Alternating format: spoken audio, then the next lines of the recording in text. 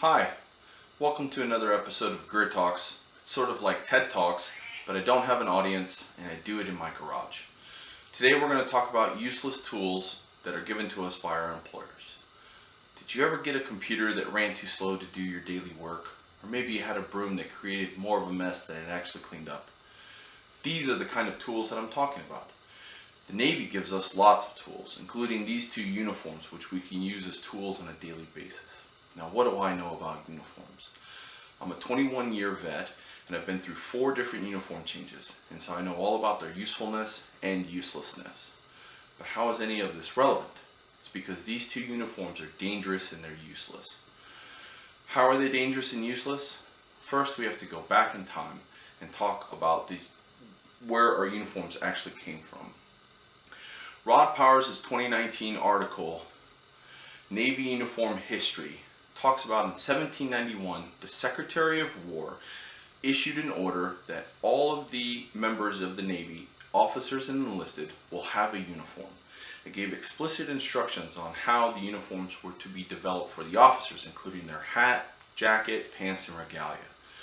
But there were no real instructions for enlisted personnel. They were left to their own devices. So they were required to have a hat, a short coat, vest, shirt, and long trousers. Now, if I was asked to give all of you those instructions, how different would we all look? Let's fast forward to about 2005. In 2005, the Navy is finally ready to retire an 80-year-old uniform called the dungaree. The dungaree was very, very useful. It could be used as a flotation device. It was very durable, but it did have a problem.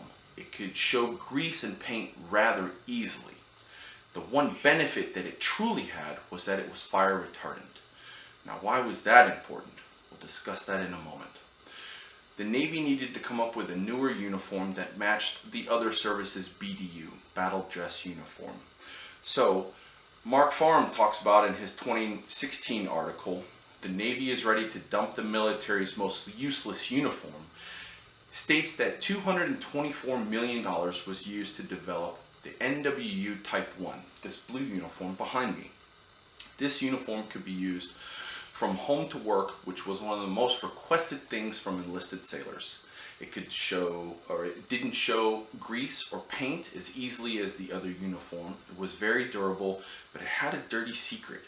The secret was that it was flammable.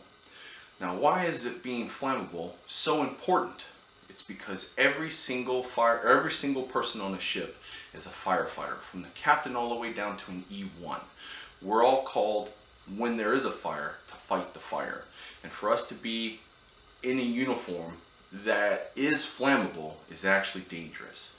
Diana Kahn states in her 2013 article, the Navy uniforms are flammable and the military knows it, that the big brass in Washington actually knew it was flammable and continued to issue it anyway. So what was the mitigating factor? They created another uniform, the NWU Type 3, this green uniform. Now, was it flame retardant? The answer is no. No, it wasn't. But they left explicit instructions that it couldn't be used on a ship that was underway and could only be worn in port. The other factors that they gave were they created another type of coverall that was fire retardant. So what is the future? Let's close with that. The future really hasn't been written yet. There's another uniform that is being developed as we speak that is highly durable, can be used as a flotation device if you fall over the side, can hide grease and paint, and is fire retardant. But it hasn't been developed yet. We can only hope that the Navy ensures it creates a proper tool that we can use that will keep us safe. Thank you so much for watching.